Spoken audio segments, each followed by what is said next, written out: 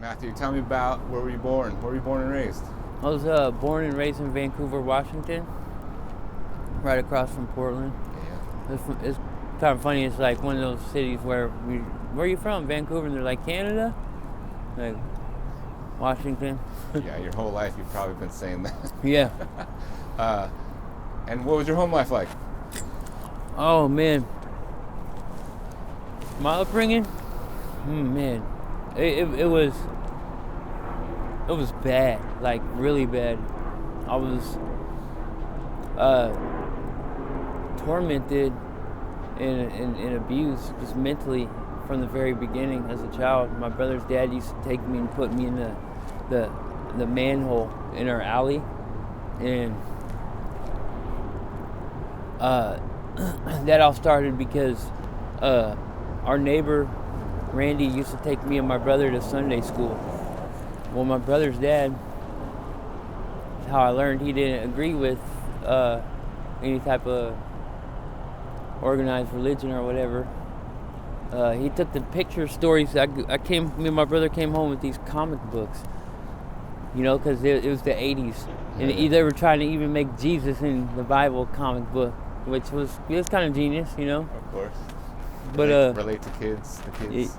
Yeah, and it was one about Jesus and Noah and David, and it was crazy because I looked at the comic book of David, and it was just like intense for like a 5-6-year-old to try to grasp. Like I couldn't even really read then, and it was just like, but I could see like the depictions of like men suffering and stuff like that, and I was like, wow, man, this is crazy. But I took it home, and my brother's dad snatched them out of my hands. He goes, what are these?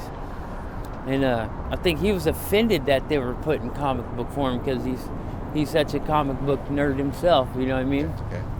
And he's like, do you know where you're going when you die? I'm a kid. You know what I mean? I'm like heaven? And he goes, no. He's like, you're going to hell. And that's when he got the genius idea to go out and buy a devil's mask and have put one of his buddies up to climbing down into the sewer to scare me when my brother's dad put me down in the sewer. And so, like, I would spend, after that, like days down there, like X amount of hours out the day. That was like my babysitter, like some sort of like punishment for being like ADHD or something, He put you in? Yeah. Underground. In the sewer, yeah. And just left you there? Yeah.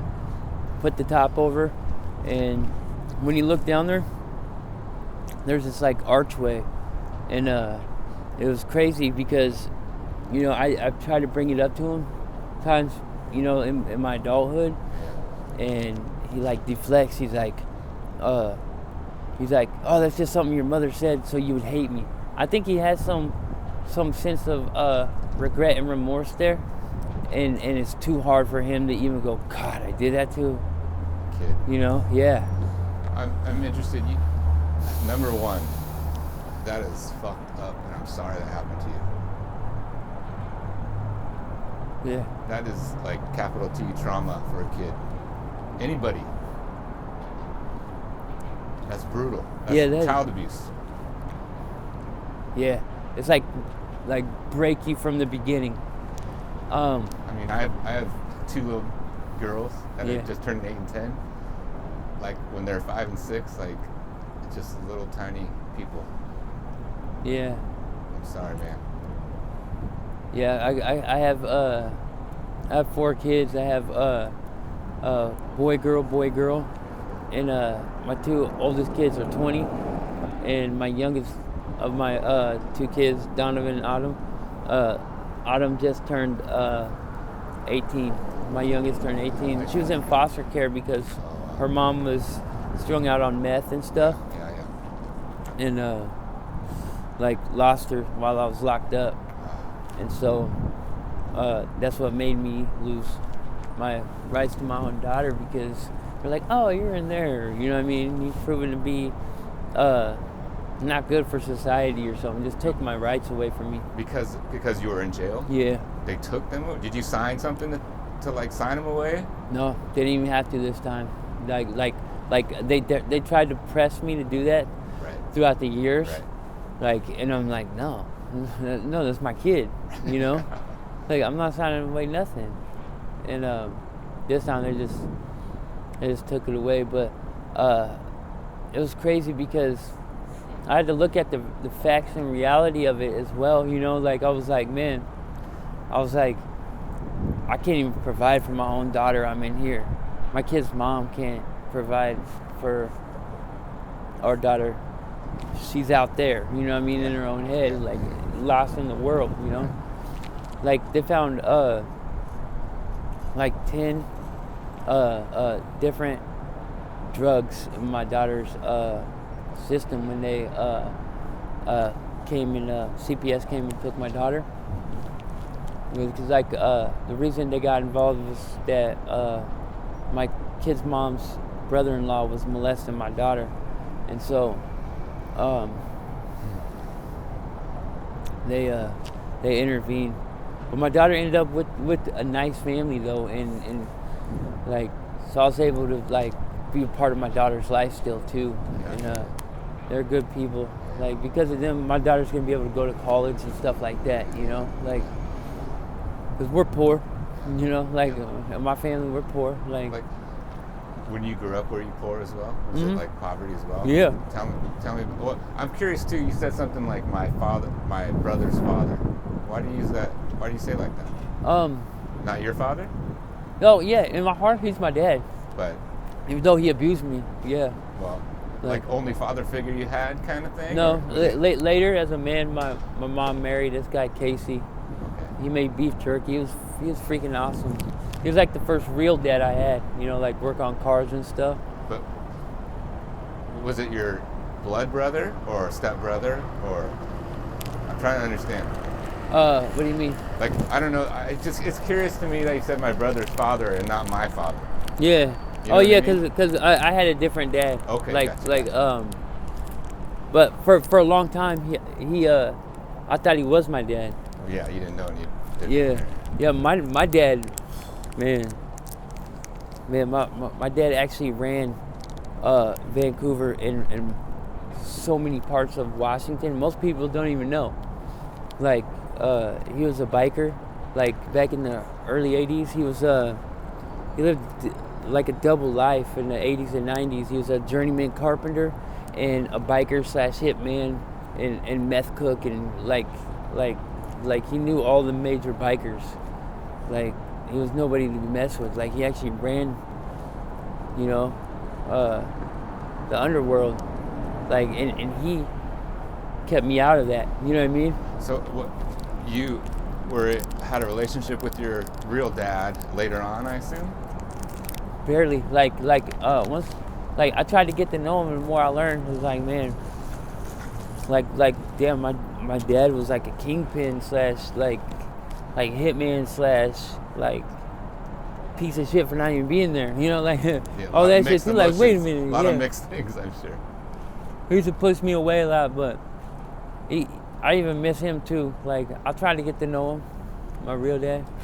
He's still around or not? He committed suicide because they were questioning him for 9 different murders, and he put him to sleep.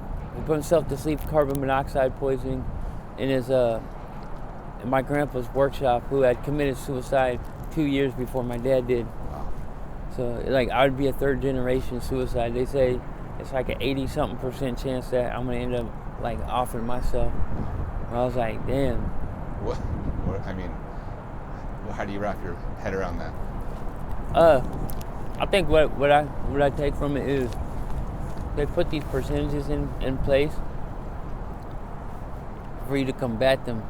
You know what I mean? Like I think that has to be why that's there for me, because I refuse to lose. You know, like I'm not gonna do that to my own kids, because you leave your kid with fucked up questions like what Like, but yeah, he left me like $50,000. It was crazy. Like I could have been a king in my hometown. You know, like I still can if I go back. But like I grew up and I started seeing like family members, you know, like friends join like biker clubs and gangs, and you know, like they became addicted to killing, and I was like, man, I'm like, what are you guys doing? You know, like their addictions have like gone and grotesque far beyond drugs, and now like committing murder and stuff. I'm like, and they just couldn't stop doing it. I'm like, so I left. I was like, I can't be around you guys. Remind me where you grew up again? I forgot. Vancouver, Washington, right. Vancouver. right across from Portland. That's right. You said that. It's crazy. Matt, you went through high school? Yeah. Did all that stuff? Any more schooling? What did you do after high school? Oh yeah. And also, what was high school like? Were you skating? Were you playing football? Were you? Yeah. Yeah. I mean, what were you doing in high school? I don't know. Yeah, I like how you took that twist, because, like, although there are other negatives. Yeah, dude, I'm not just like just out here, like looking to hurt people type of shit. You know what I mean? Like, yeah, I did, and I still do have dreams and aspirations. Like, I still have dreams that I'm in high school. At my age now, playing quarterback, you know, like I'm a wide receiver like I did. But yeah, no, I played football in high school. It was basketball. Like, I was filthy too. Nice. What'd you guys do for fun in high school? You and your crew? Yeah, mostly like play basketball, sports. Nice. Like outside of school, like we would all just show up at fields and just play football games just between the neighborhoods, and that was pretty fun, man. Yeah. But yeah, it's crazy. I don't know, life's a trip, you know. Like, for a whole year, I had, you know what? It's funny, like, as far as my story, I'm newly homeless. Again, I was homeless when I was a young man, like 19, but like now I'm homeless, you know, like in my 40s. Well, last year I worked at Safeway fuel station in Rainier Beach for like a whole year, and it was like fucking a pillar of the community over there. Like, people come in because everybody came into that gas station, and they were like, man, man, you're cool. I'm like, yeah, you know, it's cool, whatever, get out of here, you know. Like, you're holding up my line, you know. But it was cool, it was fun, man. I love that shit. I weighed like 232 pounds, but like, I was helping hella people out. Like people come through, like they didn't have enough gas money. I'm punching the codes to give them cheaper gas. They were like, damn, that shit was fun. But yeah, like I was out here chasing my wife. My wife. Tell me about it. You said you were married. Yeah, my wife is she's suffers from schizophrenia. Like, I think like regular schizophrenia, and she's schizoaffective. Like I swear, like it has to be possible that one person could have both of those as well. You know what I mean? And I swear she has it, multiple personalities and everything. And her own family kind of just been, because the way she tries to cope with that is drugs. Yeah. Because she's not okay in her own head. Like, right. That is fucked up. Yeah. I couldn't understand how to have to go through life with that anchor, you know. Yeah. So I gave up my job and everything, fucking to find her, because she got lost out here. Nobody heard from her for like 4 months. So she was unhoused. Is this the mother of your children? No, this is just my wife. Okay. I'm married. But you just 4 years ago. Tell me about that process of like, I haven't heard from her for X, and what is? I mean, and then you're like working. Yeah. And like, I gotta go find her. What do you? Yeah, I went through a wave of emotions. It was crazy. I remember one day I was just I was scanning items and just like didn't even know I was crying. Like my customer was like, "Hey, you okay?" And I was like, "Are you okay?" And I said, "Whoa." I was like, whew. It was like I came back into my body. Like I wasn't using drugs or nothing. I was clean and sober. Yeah. It's just that having to like face all the things that I was facing. It just I stepped outside of myself. It was crazy. And I was like, didn't even know I was crying. And my boss was like, "Hey, go have a smoke break." And I was like, what the fuck?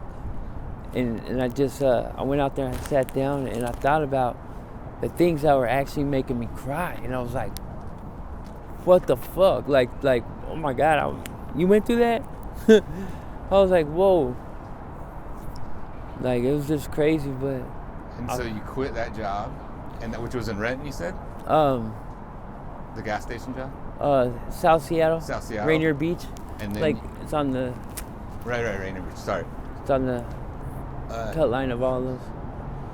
And went to look for your wife. Yeah. Where did you start? Where did you start? Down by the stadium. Okay. I started at the stadium. I mean, and just walking around looking for. I mean, she was unhoused, schizophrenic, possibly using. Yeah. Oh, I knew she was using. Yeah. When I got out of prison, I probably should have mentioned that. Yeah, I've been to prison, but that's because our society is a capitalistic society that if it doesn't break the backs of a certain amount per year, you know what I mean? Like, it's not gonna, like, that's what it really boils down to, So our economy and whatever can make it, you know what I mean? It's like, damn, yeah. Hebrew slaves still exist, Yeah, that's it sure seems like that. The rich keep getting richer and the poor keep getting poor, and into the gap keeps getting wider and wider.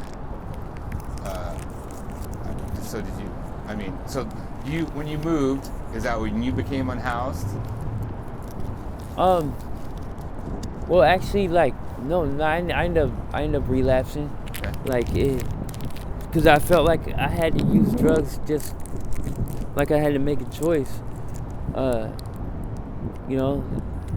Like I had to use drugs to be with her. Did you find her? Yeah. Oh, you did find her. And what was that like? It was like after 4 months, it was like two complete strangers meeting.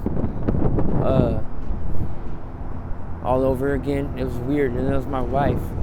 Like, it was like to even take her back, like I was like, man.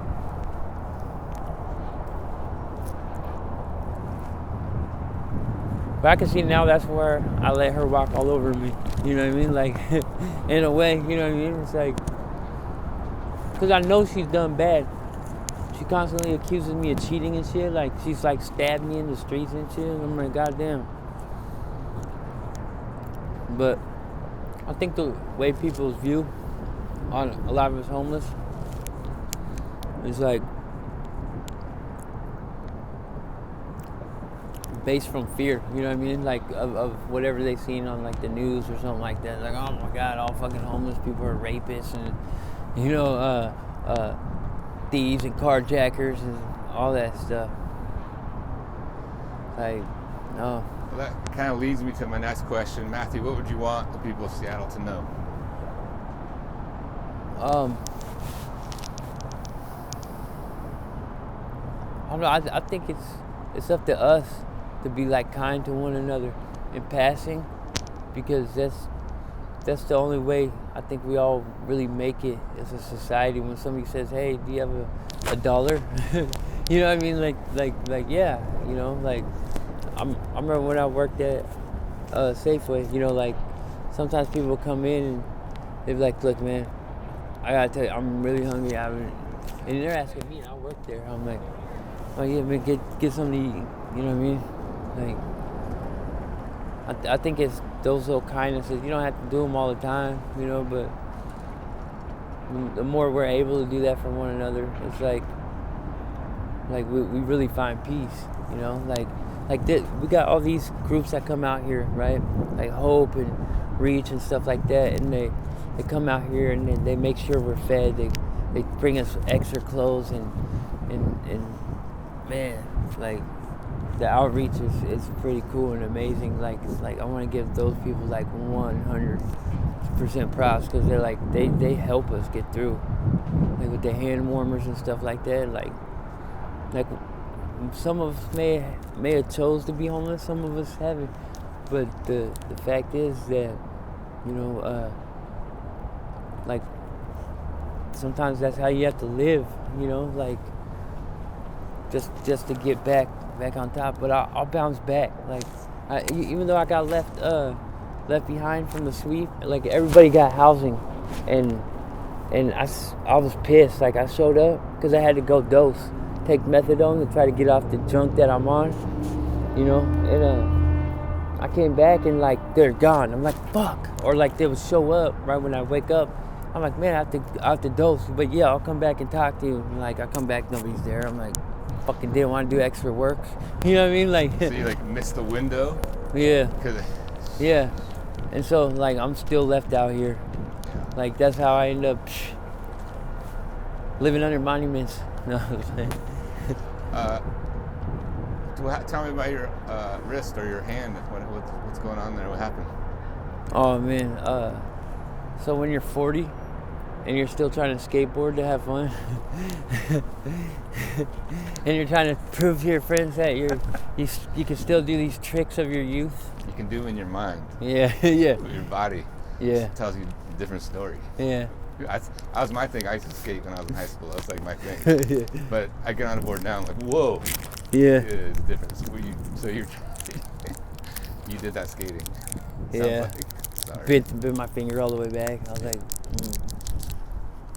You in contact with your kids? Yeah, I just talked to my daughter when she turned 18, and she was really happy to talk to me. It was hard for me to talk to her, because like I fear the opinions of my kids. You fear the opinions of your kids? Fuck yeah, I do. Because that's one thing you're gonna leave in this life that is gonna fucking like reverberate through the time that was you. You know what I mean? Yeah. Like, so yeah, hell yeah, I fear the opinions of my kids. You know what I mean? Like, they could be cruel. They'd be like, you ain't even cool. You're a bum. You're a drug addict. I'm like, well, I know for some, you're still here. Your grandpa is not, your dad is not, but you are still here. Yeah, but part of them are still here too. To me. That's right. You know what I mean? And like, it keeps going. That's right. That's it. Yeah. That's really what I want them to see, is like I try to flush Tupac into their, you know, their daily dose of, you know what I mean, like. You said you've been homeless only a year. I mean, to me, that's a long time. But, yeah. What? It actually is a long time. Fuck. Yeah, that's a long time. Yeah, so I was staying at a transitional house Okay. when I got out of prison, and chasing her around.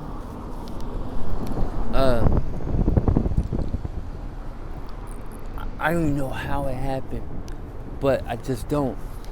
From doing good and being in compliance with like my DLC and all that, they were like even proud of me. They were like, hey, this guy, he fucking did a 180. You know what I mean? And they're bragging about me. In a sense, it's like, give me pats on the back. And I'm just like, I want fucking pats on the back. You know what I mean? Like, leave me alone. Let me live my own life. You know. But I don't know. It was just like overnight I was dirty. And it's like I missed my appointment with my PO because I just went on a drug bender because I was so fucking stressed. Yeah. Like coping with the stress. Yeah, like that. I want to say it put me in a dangerous state of mind or any of that. It just, I was like I'm trying to tranquilize my own anxieties and fears. Yeah. Like I can't even walk the streets because there's gonna be one of them snatching me up. like I committed a new crime when I haven't even committed a new Just have crime. That feeling. Yeah, it's like just because I have a violation, you know what I mean? Like, man, I wish we could do away with like the parole board and stuff like that, because they make it hard for, you know, us to transition back into, you know, society. Yeah. It's like they tried to abolish it. They tried to get away. You know what I mean? They tried everything to get rid of it, but for some reason, like the ISRB board is still here, and it's like, and the CCB, and like, damn, it's just crazy, our judicial system right now. I know it's complicated and it's a system. Yeah. Where's your wife? Is she around? Is she like right here? Oh, she got housing. Oh, good. Good. But because of her own like mental outbursts and because she's violent herself, you know what I mean? Like, this lady's like stabbed me, bit me, maced me, and people are like, "What'd you do?" I'm like, what? I've done nothing. You know, it's like asking a woman, after she got raped, well, what did you do? Yeah, right. Like, it's the same fucking thing. It's like, and people don't see that other side of the fucking coin. It's like, well, that's good she got housing. I'm sorry you did not get housing. I mean, yeah, and I'm banned from there. Oh, you are? Yeah. But I'll still be sneaking in there like Spider-Man and shit, though. I'm like, people are like, how the fuck did you get in here? So I climbed that balcony. Your wife's in there. How come you guys can't? Well, you're banned from there. I don't know why. But you should be together, right? Like, if your wife got housing, you're her spouse. Yeah, and Reach didn't do that. None of them did that for us. But you can't walk in there and go like, hey, this is my wife. Nope. We need to live together. They say get out. Because you got to fill out paperwork? Well, you're... Because they're choosing to intervene in our lives. Like trying to make us not be together. And it's crazy because before she even got housing, I'm the one who's been dealing with her mental health for the last year. Right. Like, you don't understand that you're putting her in a more dangerous scenario, and you're putting me on the outside. Like, you don't know how to take care of her. I do. Yeah. Like, and you guys are making it worse. I don't understand because they feed into the stories but my wife tells them, and it becomes a reality. Yeah. When really, I'm like, is everybody blind to what the fuck is going on? Yeah. Like, it's crazy. Gotcha. Like, there's a puppeteer in my life, and it's my wife, and it's fucked up because now they gave her those tools by having them at her. It's like, oh my God. And they have to believe her. And it's like these, two different realities. They're both true. It's like, I mean, I don't know. In her mind. In her mind, right. yeah. But, that's tough, man. And that's why I'm homeless now. Because I'm like, what the fuck? I was working. I had apartments and everything lined up for us. And I was about to get housing. Same thing, you know. And Reach came in and they just swept that out from underneath. Like, I worked hard for a year. A whole year. You know, trying to build a future for me and her. Like together, you know. And I had that. And I was about to show her, you know, like, hey, I did all this for us, right? And Reach goes, here's a motel room. We're going to put you in housing. For her. And I'm like, I did my fucking responsibilities and everything as a husband and as a man. And that was just taken from me to show and give my wife. Like, I was providing that. Yeah. And they're like, here you go. I'm like, left you in the... Oh, man. Where's your building located? For you, yeah. Note to self, pick up bombs. No, I was playing. Pick up stuff to make a bomb. No, I was playing. Matthew, man. I joke because I'm a comedian, man. Like, I try to make people laugh because that's how I get through. That is a gift, man. Yeah. Oh, man. Hey, thanks for sharing part of your story, man. I appreciate it. I got to take a couple photos and get you on your way, dude. Yeah, dude, thank you, man. Hang in there, dude. Hang in Yeah. there. Hopefully I didn't rant too much, but No, man, I'm eating. whatever.